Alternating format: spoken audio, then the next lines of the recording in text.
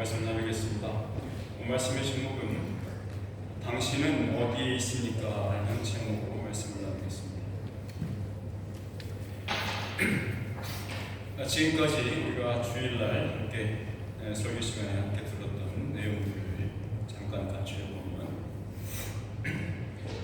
이제 막 태어나서 걸음마를 떼기 시작한 예수 공동체 운동, 이 공동체에 닥쳐온 몇 가지의 적대적인 세력들의 이야기가 기록되어 있었고, 지난주에는 그 내부와 외부로부터 오는 박해와 핍박들이 있었음에도 거기에서 주로 내부에서 밝혀졌던, 내부에서 일어났던 영적인 부패와 거짓이 그 예수 공동체를 대적하고 무너뜨리려 했던 그러한 저항에 부딪혀 있었다는 것을 우리가 한번 살펴보았습니다.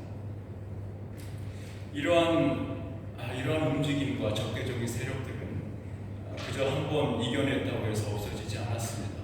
계속해서 반복되고 계속해서 이어져 왔습니다.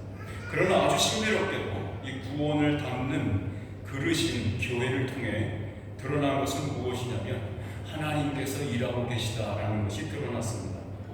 그래서 하나님의 위력은, 그 힘은, 교회를 지탱하는 그 힘은 전혀 쪼그라들지도 주눅들지도 않았습니다. 오히려 예루살렘 거주민의 반 이상이 예수를 그리스도라 고백합니다.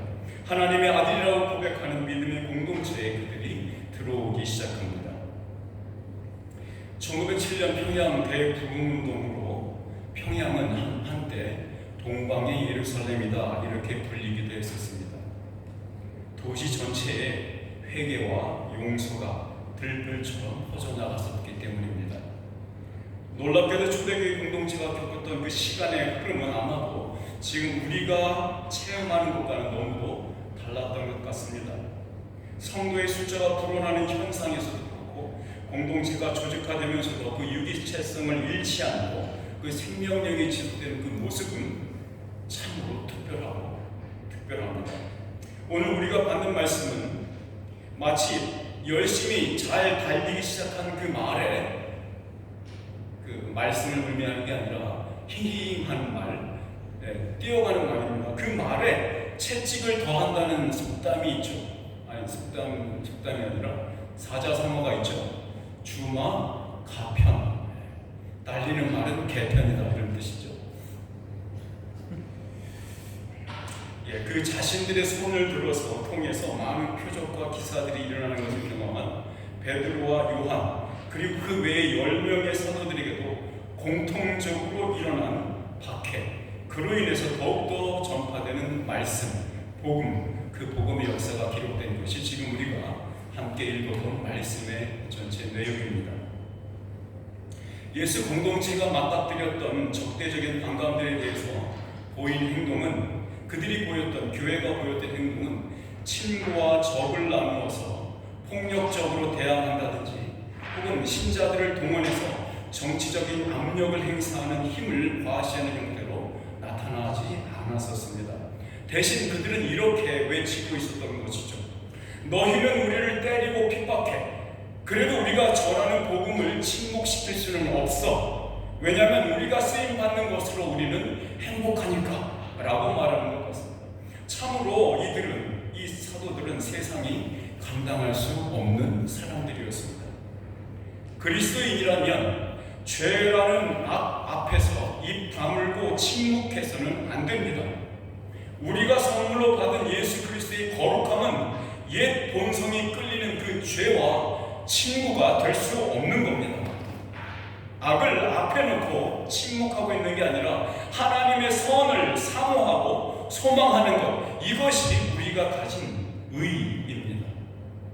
이것은 우리 범임업 한인교회 공동체가 바라는 소망인 것과도 같습니다. 우리 에스겔서 47장 9절 말씀을 한번 같이 읽어볼까요? 시작. 이 강물이 이르는 곳마다 번성하는 모든 생물이 살고 또 고기가 심히 많으리니 이 물이 흘러 들어가므로 바닷물이 되살아나겠고 이 강이 이르는 각처에 모든 것이 살 것이며. 아멘. 이 사도행전에 기록된 이 복음 복음의 강물의 역사는 그 흐름을 멈춘 적이 없습니다. 누구도 멈추게 할 수도 없었고 누구도 그 강물을 말라버리게 할 수도 없었습니다. 왜냐하면 이 강물은 창조주이며 운행자이신 그 대주제이신 하나님에게서 터져나오는 은혜의 강물이었기 때문에 그렇습니다.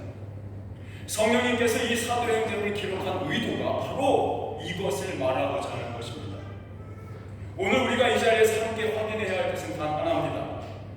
이 구원의 역사의 강물과 같이 흘러가고 있는 우리 자신을 발견하는 것, 이것이 우리가 해야 할 단 한 가지 책무입니다. 사랑하는 여러분, 우리 존재의 가치는 누가 우리를 주장하고 있느냐에 따라 달라지는 것입니다. 사탄의 주장을 받느냐, 살아계신 하나님의 주장을 받고 있느냐, 다른 말로 말하면 사탄의 지배를 받고 있느냐, 아니면 살아계신 하나님의 지배를 받느냐, 거기에 따라 여러분의 존재 가치가 달라지는 것입니다. 사도 바울은 이렇게 얘기했죠. 내가 나 된 것은 하나님의 은혜로라. 고린도전서 15장에서 얘기하죠. 이렇게 바꿔봅시다. 우리가 우리 된 것은 하나님의 은혜입니다. 오늘 우리 앞에 모인 이 역사의 기록 앞에서 거룩한 하나님의 거대한 사랑과 그 은혜가 강물처럼 흐르시는 것을 목격하시기 바랍니다. 그 속에서 물장구 치는 여러분 자신들을 발견하십시오. 그 은혜가 우리를 기쁨과 진실함으로 또 한 주를 살아가는 자로 구비되게 만들 것입니다. 그 은혜가 우리 모두에게 있기를 주님의 이름으로 축원합니다. 아멘. 아멘. 아나니아와 삽비라가 하나님을 속이려 시도했다가 즉시로 사망한 사건이 터진 후에 온 교회뿐만 아니라 교회 바깥에 있는 사람들도 하나님을 하나님으로 인식하기 시작했고, 그래서 두려워하는 일이 예루살렘 전체에 퍼졌습니다. 베드로와 요한뿐만 아니라 다른 10명의 사도들도 표적과 기사를 행함으로써 더욱더 많은 신자들이 언제나처럼 사도들이 가르치던 장소인 솔로몬 행각의 말씀을 듣기 위해 모여들었습니다. 이 솔로몬 행각은 늘상 예수 공동체인 믿음의 백성들이 늘상 있었던 장소입니다. 그 외의 주변인들은, 믿지 않는 자들은, 어떤 사람들은 쭈뼛쭈뼛거렸습니다. 같이 그 모임에 들어오는 것을 두려워했었죠. 왜냐하면 이스라엘 백성의 지도자들이 뭐라고 했습니까? 이 이름으로 다시는 말하지 말라고, 가르치지 말라고 다시 한 번 더 혼난다라고 엄포를 놓았기 때문에 그렇죠. 여기서 솔로몬 행각에서 이 행각은 그리스어로 스토아라는 말입니다. 그러면 스토이시즘, 스토아하파라는 말이 여기서 나왔습니다. 그런데 남녀의 큰 무리가 나아왔다라고 성경은 분명히 말하고 있죠. 이 말을 그림 언어로 표현하자면요, 하나님의 손이, 보이지 않는 하나님의 손이요, 이 사람들의 등을 뒤에서 이렇게 떠밀고 있는 상황으로 표현할 수 있어요. 마치 양치기개가 양들을 우리에 몰아넣듯이 말이죠. 이게 나아왔다의 의미예요. 혼자서 내가 판단해서, 내가 그 은혜를 받아서 내가 결정을 해서 자기가 주님께로 나왔다는 것이 아니라 하나님의 손이 이를 뒤에서 밀어붙였다. 양치기가 양들을 우리로 몰아넣듯이. 우리들이 예수님께로 온 것도 마찬가지입니다. 수동태로 떠밀려서 온 겁니다. 예루살렘의 수많은 병자들은 베드로와 사도들이 다닐 만한 길목마다 매트를 깔고 앉거나 누워서 기다리고 있는 풍경을 만들어냈죠. 예루살렘 도시 근처의 크고 작은 성읍들에서 수많은 사람들이 수많은 병든 자와 귀신 들린 자들을 데리고 나왔습니다. 하나님은 그들 모두를 치유하셨죠. 한번 생각해 보시죠. 사도들의 그 하루하루 일과가 얼마나 고되고 바빴을까요? 예수님께서 사역하시던 장면을 떠올릴 수밖에 없겠죠. 예수님의 사역도 그렇게 바쁘셨고 눈코뜰 새 없었죠. 하나님은 사도들의 손을 통하여서 이 같은 표적과 기사들을 보이심으로 이 사도들이 전하는 이 생명의 말씀이 진리라고 하는 것을 증거했습니다. 이 사도들이 하는 말, 이 말은 진리야. 내가 그대로 한 말이야. 내가 나의 말이야 라고 증언하고 증거하기 위해서 표적과 기사를 주신 거죠. 12사도들 전부 다 함께 재밌게도 동일한 사건을 경험하고 있어요. 우리가 지금까지 살펴본 이전에 2장, 3장, 4장, 5장 전반부까지는 어떤 이야기가 써 있었습니까? 주로 베드로 혼자 혹은 베드로와 요한, 그리고 베드로 요한과 40년 된 안진뱅이였던 사람이 나온 사건. 그렇죠? 그래서 베드로와 요한이라는 두 사람의 사도만이 그 아주 큰 기적을, 아주 기이한 일들을 경험을 했었죠. 옥에 갇혔다가 풀려나는 일도 그렇죠. 왜 근데 여기서 굳이 사도들 전부가 함께 동일한 사건을 함께 경험해야만 했을까요? 단순히 일손이 부족해서 그랬던 것만은 아니었을 것입니다. 예루살렘 성 경내의 한 부분이 날마다 이러한 사람들로 아주 분별했고 그들에게 부어지는 많은 기적들로 인해서 예수 공동체 운동은 많은 사람들의 관심의 대상이 되었습니다. 자, 믿는 백성들의 증가와 그들이 베풀고 있었던 친절과 관용은 점점 더 많은 사람들의 입에 오르내리는 이야기거리가 되어갔죠. 그런데 이러한 변화를 매우 불쾌하게 생각했던 사람들이 있었습니다. 우리 17절 말씀을 같이 한번 읽어보겠습니다. 시작. 대제사장과 그와 함께 있는 사람, 즉 사두개인의 당파가 다 마음에 시기가 가득하여 일어나서. 여러분, 사두개인들은 이스라엘 최고위 계층의 지도자들이었습니다. 귀족들이었습니다. 이들의 생각은 극도로 이성적이었고 합리적인 것을 추구했기 때문에 부활이라고 하는 것 혹은 기적들 이런 거죠. 이런 것에 대해서 콧방귀도 끼지 않는 사람들입니다. 물론 이들이 가졌던 하나님에 대한 신앙에 대해서 부인할 필요는 없습니다. 그러나 이들도 자신들만의 방법으로 하나님에 대한 종교심을 지켜왔던 사람들, 그러한 그룹들 중에 한 그룹이었던 것은 분명하죠. 그럼 정확히 무엇이 이들로 하여금 시기심이 가득하게 만들었을까요? 여기에 이 시기라는 말은요, 열정 혹은 열심이라고 하는 영어의 zeal이라는 말이 있죠. 그거하고 질투하고 할 때 jealous라고 말하는 이 두 가지 말이 다 이 한 단어에서 나왔습니다. 즉 이들은 자신들이 믿는 바의 내용과 철저하게 다를 뿐만 아니라 사회적으로 무리가 될 만큼 이해할 수 없이 많은 기적들을 행사함으로 사람들을 꿰이는 것처럼 보이는 이 새로운 그룹 예수 공동체의 사람들이 전혀 마음에 들지 않았던 거죠. 신비한 현상이라든가 기적 등 합리성으로 이해되지 않는 것들을 거부했던 사람들 아닙니까? 그런데 이 사람들의 지금 자존심이 구겨질 대로 구겨진 거예요. 눈에 보이지 않습니까? 지금 나타나고 있지 않습니까? 권능이 행하고 있지 않습니까? 하나님의 살아계심이 증명되고 있지 않습니까? 이 사람들은 그렇게 믿어온 사람들이 아니에요. 그런데 지금 그 광경을 눈으로 목도하고 있으니 시기심이 불타오르는 겁니다. 나도 저러고 싶어. 우리 사두개인도 저렇게 손을 얹으면 나오면 좋겠는데, 우리도 힘 있는 말씀으로 설교할 수 있으면 좋겠는데, 사람들이 모여들어서 우리들의 말을 듣고 싶으면 좋겠는데 라고 생각했을까요? 그건 아닌 것 같습니다. 지금 이 사람들이 느끼고 있는 그 시기감은 자신들의 권위가, 자신들이 오매불망 그냥 계속 도전해왔던 그 자신들의 권위 있지 않습니까? 이 권위가 땅바닥에 처박히는 굴욕감을 지금 맛보고 있는 것이었습니다. 그래서 시기감이 일어난 겁니다. 이들에게 있어서 예수의 이름이라는 것은요, 자기들이 보존하고 애지중지 지켜왔던 것들을 완전히 깨부수고 있는 소울의 망치 같은 거예요. 여러분, 어벤져스 아시죠? 영화 한국말로 토르라고 하지 않습니까? 소울의 망치. 이게 예수의 이름은 소울의 망치 같은 거였어요. 이 사두개인들의 잔인한 열정은 복음이 만들어내는 은혜의 자신들의 권세를 유지하고 싶었습니다. 그들은 그러한 생각을 행동에 옮겼고 결국 사도들 전부 다 잡아다가 감옥에 쳐넣어버립니다. 폭력으로 신체를 구속해서 예루살렘에 가득한 그 이름을 감옥 속에 쳐박아버리려는 심산이었죠.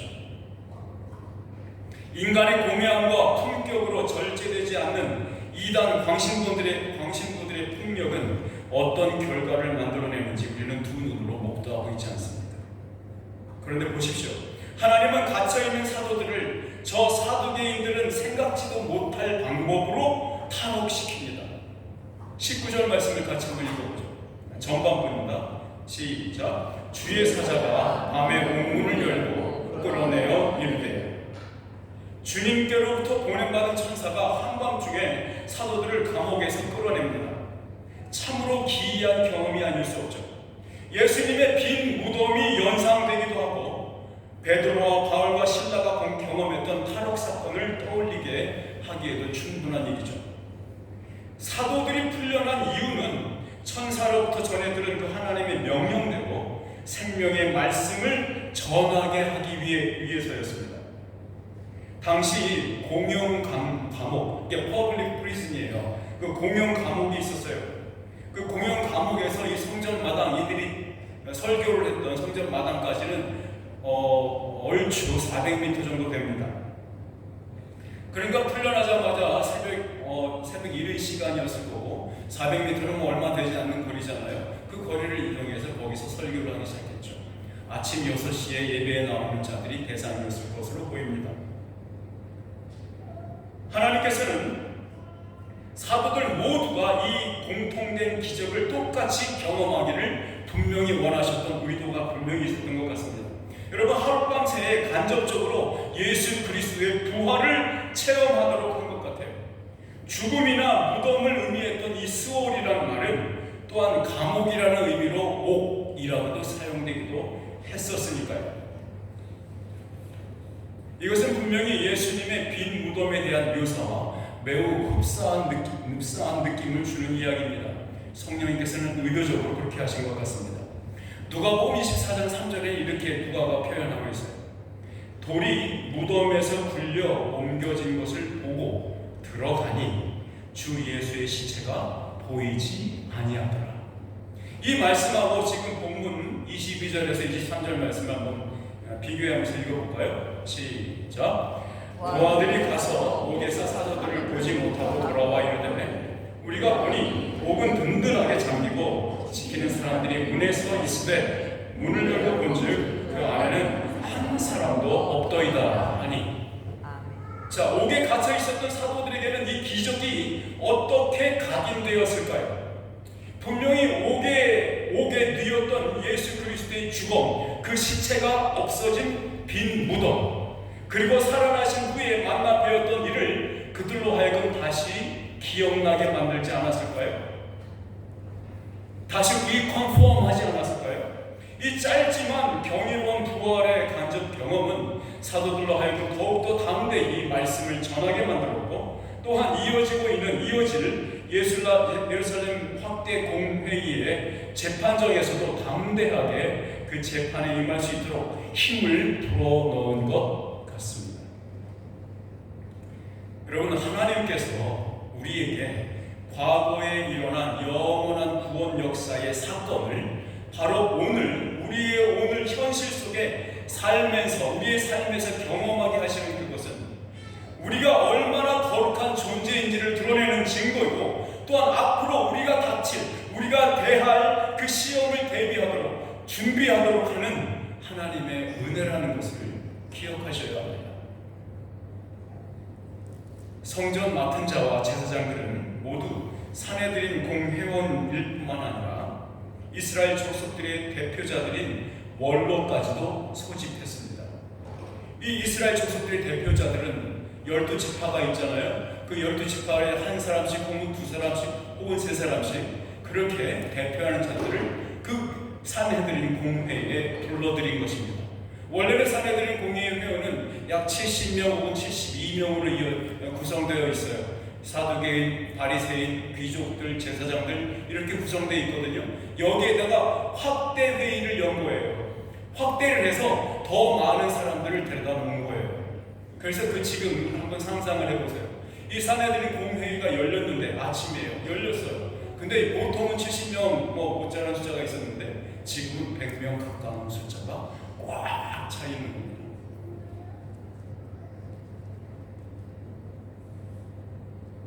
이스라엘 이 족속의 대표절까지 소집한 이 공회의에서 그들은 무엇을 하려고 했을까요? 이 새롭게 각광받아서 떠오르는 예수 공동체에게 사회를 어지럽히는 혹은 이단 사설을 퍼뜨린다는 죄를 물어서 사형을 선고하려고 했던 재판입니다. 미리 정해놨어요. 선고는 정해졌죠. 사형. 죄를 뭐라 물었습니까? 사회 소요죄, 소란죄, 명령 불복종죄죠. 그들은 이미 한두 번 구두로 말로 경고했음에도 이 사도들은 계속해서 사회적으로 무리를 일으켰고 조심성도 없었고 자신들이 하는 일에 대해서 조금도 반성하는 기미도 보이고 있지 않았으니까요. 이들의 눈에는 그렇게 비쳤으니까 그들은 마음에 아주 괘씸하게 생각했죠. 그들의 마음속에 분노가 치밀어 오릅니다.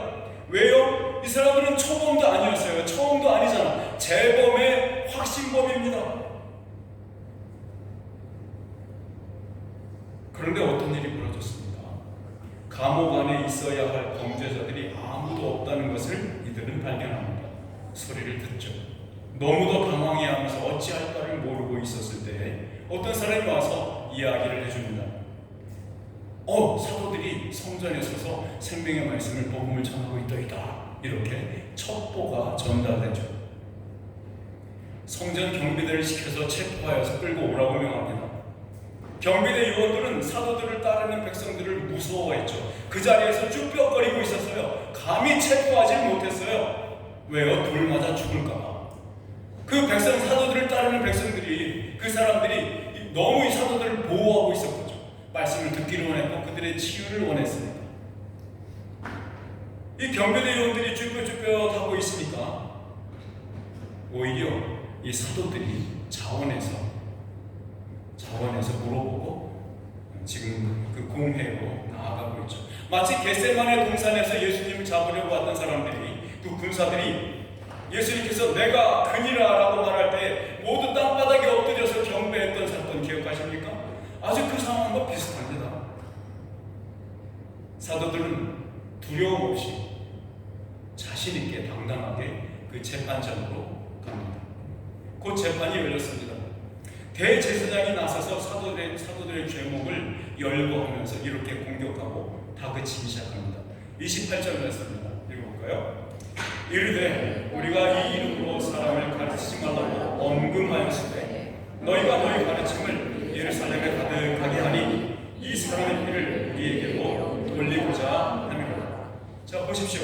권세자들의 고소 내용은 두 가지입니다. 하나는 명령 불복종죄죠. 말하지 말라고 엄금하지 않았냐? 그렇죠. 근데 그것을 어겼다고 하는 명령 불복종죄입니다. 두 번째는 무슨 죄입니까? 그럼 이 피를 나한테 돌리는 거야? 라고 하면서 무고죄를 저장하는 겁니다. 나는 죄 없는데 왜 그거를 내 죄라고 너희들은 얘기하고 다니느냐? 라는 얘기죠. 그 엄한 분위기에서 압도당할 만한 한데 사도들은 전혀 주눅들지 않고 있습니다.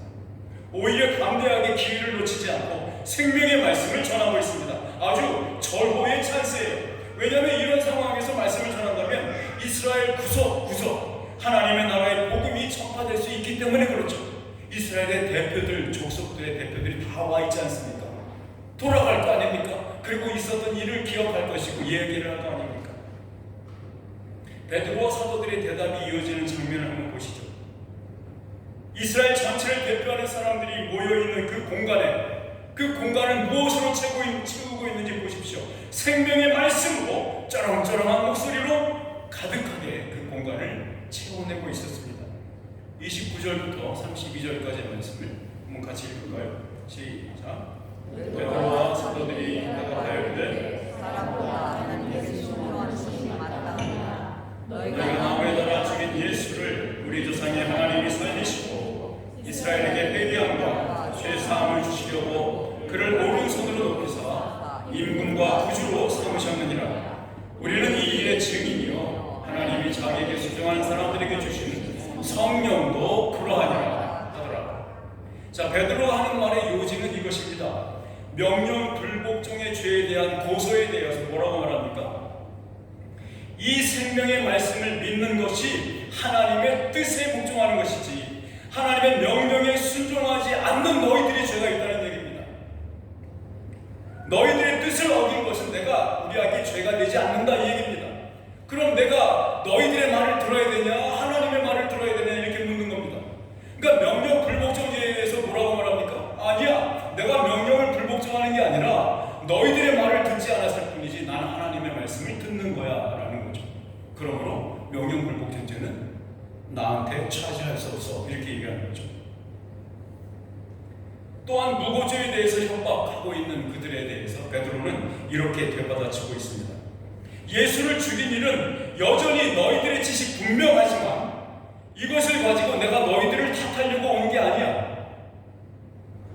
오히려 너희들에게 회개함으로 죄사함을 받으라고 하는 하나님의 초청장을 너희에게 주고 있는 거야 라고 말하는 것입니다. 그러니까 무고죄도 성립되지 않는다 이런 얘기입니다. 믿음은 창조주의 명령입니다. 그러므로 불신앙한다는 것은 명령 불복종의 죄를 범하는 것입니다. 그러므로 더 이상 우리 조상의 하나님을 거역하지 말고 그의 뜻에 순복하여서 믿으십시오라고 말하고 있는 겁니다. 지금 당신들이 목도한 이 일들을 행하시고 꾸려가시고 또한 너희를 부르시는 분은 부활하셔서 하나님 우편에 은혜의 보좌에 앉아 세상을 통치하고 계시는 그분, 세상의 구주 나사렛 예수십니다.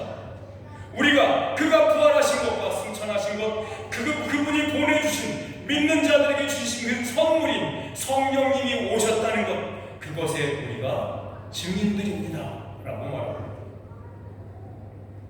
산에 들인 공의회를 가득 채우고 있는 저들은 어떤 사람들이었습니까? 평생 하나님을 등에 업고 백성들에게 하나님의 뜻을 가르치던 자들이 아닙니까? 하나님의 이름으로 거들먹거리며 자신들의 지혜를 자랑하던 자들 아닙니까? 베드로와 사도들의 설교는 저들의 가장 깊숙한 내면으로부터 분노를 치밀어 오르게 만들었습니다. 그들의 눈에는 살기가 차오르기 시작합니다. 공의의 회장에 가득했던 생명의 말씀에 전적으로, 일부러, 의도적으로 대항합니다. 이들의 마음을 가득 채우고 있었던 것은 사도들을 죽이고자 했던 살기뿐이었습니다. 살기 충만입니다. 우리 33절 말씀 읽어볼까요? 시작. 그들이 듣고 크게 노하여 사도들을 없이 하고자 할세. 도대체 하나님의 일을 위해 정결하게 구별된 사람들이 어떻게, 아니 어찌하여 이제는 하나님의 구원 사역을 극렬하게 대항하고 있는 아주 잔혹한 악한 자들이 되었을까요? 여기 크게 노했다라는 말은요, 여러분 잘 아시듯이 스데반 집사님을 돌로 쳐 죽이는 사건에서 나타납니다. 그때의 적개심을 묘사할 때 사용된 언어하고 동일한 언어가 사용됐습니다. 우리 사도행전 7장 54절 그리고 57절을 한번 읽어봅시다. 시작. 그들이 이 말을 듣고 마음에 찔려 그를 향하여 이를 갈거늘 그들이 큰 소리를 지르며 귀를 막고 일제히 그에게 달려들어. 이게 노했다라는 말의 표현입니다. 의미입니다. 여러분, 이런 상황에서 인간다움이라는 것은 찾아보기가 힘듭니다. 하나님의 형상으로 지어진 인간은 온데간데 없고 괴물 같은 짐승만이 날뛰고 있습니다. 인간이 훈련되어가는 인격으로 스스로를 통제하지 않으면 인간이 사는 사회는 정글이 되고 하나같이 비인간화되고 맙니다. 이 재판정의 모든 재판관들이 모두 같은 의견이었다면, 아니 이런 분노가 거기에 모인 모든 원로들과 제사장들과 사두개인들을 삼켜버렸다면 사도들에게는 어떤 판결이 내려졌을까요? 당연히 사형 판결이었겠죠. 그러나 하나님께서는 이러한 걷잡을 수 없이 번지는 산불과 같은 상황을 가라앉히고자 한 사람을 등장시키겠습니다. 우리 34절 상반절을 한번 읽어보겠습니다. 바리새인 가말리엘은 율법 교사로 학생에게 존경을 받는다. 자, 가말리엘은 사도 바울에게 율법을 가르쳤던 대단히 유명한 랍비, 즉 랍반이라고 불렸던 사람입니다. 영어로 라바이라고 부르잖아요. 근데 그 랍비에서 보통 랍비들이 있고 이 랍비들을 가르치는 랍비들의 랍비, 그 사람을 랍반이라고 불러요. 이 가말리엘은 랍반으로 불렸던 사람입니다. 아마도 이 사람은 자기 스스로를 중앙 정치로부터는 거리를 띄어놨던 것이 분명합니다. 그러한 이유로 보다 그는 합리적인 해결책을 제시할 수 있었던 것 같습니다. 그의 제안은 한마디로 놔두고 보자 라는 거였습니다. 아무것도 하지 말고 놔두고 보자. 그의 말은 이것입니다. 만약에 이것이 하나님이 하시는 일이라면 우리가 못하도록 막을 수 없는 것이고, 사람의 일이라면 금방 사그라들고 말 거다, 이 얘기입니다. 그러니까 가만 놔둬도 될 것이라는 말은 섣불리 뭔가를 하려고 하지 말고 두고 보자 하는 겁니다. 여러분, 이것은 당대 유대인 중 최고의 지성인이었던 가말리엘의 묘안입니다. 이 가말리엘이 예로 든 두 경우, 드다와 유다의 이야기를 예로 들었죠. 이 두 경우 모두 하나님의 뜻이 아니라 망한 케이스인 것을 봐서 저는 이 가말리엘의 속마음이 무엇인지 한번 짐작해 보기로 합니다. 이 가말리엘 스스로도 사도들이 전하는 이 생명의 말씀을 믿지 않는 입장인 것이 분명하죠. 만약에 그렇지 않고 사도들의 말에 대해서 긍정적인 생각을 갖고 있었다면 분명히 가말리엘은 다른 케이스를 예로 들었을 것입니다. 구약의 선지자들이 얼마나 많습니까? 그들이 말씀을 개헌한 대로 성취된 사건은 구약 전체에 그냥 지천으로 깔려있지 않습니까? 왜 그들의 예는 들지 않을까요? 가말리엘의 속마음이 드러나는 것 같습니다. 결국 사내들인 공의회는 가말리엘의 의견을 옳은 제안으로 받아들입니다. 그렇지만 사도들이 일으켰던 성전 내에서의 소란과 금했던 가르침에 대해 불복종했던 죄를 물어 채찍질하고 석방합니다. 여러분, 근데 한번 보십시오. 한껏 두드려 맞고 나오고 있는 재판정의 문을 열고 나오는 사도들의 모습이 어떤지 한번 보시죠. 41절 말씀을 읽어보죠. 사도들은 그 이름을 위하여 능욕받는 일에 합당한 자로 여기심을 기뻐하면서 공회 앞을 떠나니라. 참, 우리가 섬기는 하나님은 알다가도 모를 분입니다. 알다가도 모른다고 얘기해서 계속 몰라도 된다는 얘기는 아닌 거 아시죠? 아니, 높아심인데. 자, 이 12사도를 한 사람 한 사람의 손에 도구로 사용하셔서 하나님은 자신의 표적과 기사를 행하도록 하셨어요. 한밤중에 칠흑과 같이 캄캄한 무덤과 같은 곳에 천사를 보내어 그들을 이끌어서 탈옥시킴으로써 그들에게 무엇을 체험하게 했습니까? 예수 그리스도의 빈 무덤, 부활을 체험하게 합니다. 그리고 이제는 예수님께서 당하셨던 채찍질을 경험하게 합니다. 여러분, 미련한 제 눈에는 이 일이 아버지 당신의 사도들을 담금질하는 전능하신 하나님의 오른손이 하시는 일처럼 보입니다. 흥미로운 것은 오늘 본문 이후 6장부터 쭉 사도행전 28장 끝날 때까지 사도들이 집단적으로 공동의 사건을 경험하는 기록은 없습니다. 오늘이 마지막입니다. 하나님께서는 표적과 기사를 행함으로써 나사렛 예수의 높아지심을 맛보게 하셨던 이 제자들에게 이제는 주님께서 한없이 낮아지셨던 일, 그것을 체험하게 하고 싶으셨던 것 같습니다. 그것이 교회의 기초이신 예수 그리스도의 생명에 살아계심에 참여하는 일이기 때문에 그렇습니다. 이들은 그 기초에 쌓아 올려지는 바로 첫 칸, 예수 그리스도의 반석 위에 세워지는 첫 칸을 구성하는 돌들이었기 때문에 그렇습니다. 생각해 보세요. 그 첫 칸이 삐뚤빼뚤 놓여지거나 균형이 안 맞게 놓여지거나 레벨이 안 맞게, 수평이 안 맞게 놓여진다면 그 위에 쌓아 올려지는 어떤 건물도 안전하지 않지 않습니까? 사람들 앞에, 역사 앞에 하나님께서는 이들을 나의 사도들이라 라고 공인하는 배려로 보입니다. 여러분, 구원의 강물은 예수 그리스도의 사역과 고난 그리고 부활과 승천으로 이어져 성령 강림이라는 여정의 꼭지점들을 만들어내고 있습니다. 사도들은 바로 그 꼭지점을 경험하고 있는 겁니다. 예루살렘 공회 앞을 나서는 제자들의 모습은 또 다시 다른 곳에서 똑같이 재현되고 있었습니다. 이방인을 향한 전도 사역의 대표적인 모델 케이스인 안디옥에서 일어난 사건이 바로 그것입니다. 이것은 오늘 우리가 살펴본 본문 말씀의 정황과 매우 흡사합니다. 오늘날의 상황과도 밀접하게 연관되어 있죠.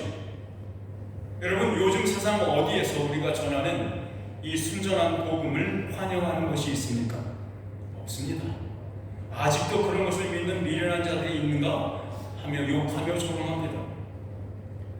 여러분, 초대교회 당시로부터 아직까지도 반복되고 있는 것, 이것이 우리의 현실입니다. 여러분은 이러한 우리의 현실을 휘감아 뒤덮으시는 하나님의 구원 역사를 체험하면서 살고 계십니까? 라고 묻고 싶습니다. 우리는 분명히 하나님의 역사가 흘러가는데 한 부분을 감당하라고 초대를 받은 자들입니다. 그러나 우리는 그 임무의 성공 여부는 우리에게 달려있지 않다는 것을 우리가 압니다. 그가 우리로부터 보고 싶어하는 것은 무엇입니까? 성공과 실패가 아닙니다. 단지 충성입니다. 단지 신실함입니다. 단지 끈기입니다. 사도들은 핍박과 거절 앞에서 오히려 기쁨과 성령에 충만했습니다. 마치 민들레 홀씨를 바람으로 흐트러뜨려 더 멀리 더 많은 곳에 꽃을 피우시려는 듯 오늘 우리의 삶에 바람을, 풍랑을 일으키시는 것, 그것이 하나님의 의도이십니다. 그 풍랑을, 만약에 그 바람을 거부하면서 하나님의 전능하심을 욕하는 자들에게는, 그들에게는 부활을 경험할 기회는 결코 없을 것입니다. 마지막으로 사도행전 13장 44절에서 52절 말씀을 교독하면서 말씀을 마치고자 합니다. 여러분, 성령님은 우리 개개인을 이 이야기의 전도자들로 부르시고 계십니다. 우리가 함께 있는 이 말씀을 하나님이 주시는 거룩한 말씀으로 받으시면 좋겠습니다. 모두 다 일어나셔서 한 절씩 교독하여 읽겠습니다.